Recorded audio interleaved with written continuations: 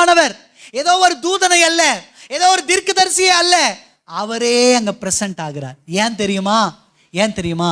அவ கர்ப்பத்தை ஆசீர்வதிக்கும்படி. ஆமென். Time வந்துடுச்சுங்க. Time வந்தாதான் அவரே தன்னை வெளிப்படுத்துவார். ஆமீன் சொல்லுங்க. உங்களுக்கு அவருடைய டைம் வந்துடுச்சு. பிள்ளை பெறாத மலடியை பார்த்து கர்த்தர் சொல்லுகிறார், உன் பிள்ளைங்க இதே சபையில சண்டே கிளாஸ் அட்டன் பண்ணுவாங்க. ஆமேன்.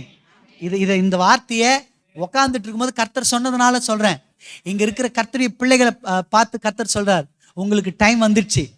உங்களுக்கு டைம் வந்ததுனாலதான் இவ்வளவு நாள் கர்த்தர் வாக்குத்தத்தங்களை கொண்டு பேசினார் அல்லவா? இவ்வளவு நாள் உங்களுக்கு சொப்பனத்தின் மூலமா பேசினார் அல்லவா?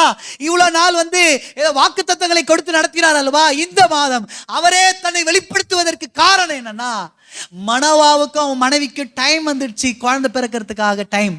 அதே போல கர்த்தர் சொல்ற, உங்களுக்கான டைம் வந்துடுச்சு, உங்களை ஆசீர்வதிக்கிறதுக்கான டைம் வந்துடுச்சு. ஆமென்.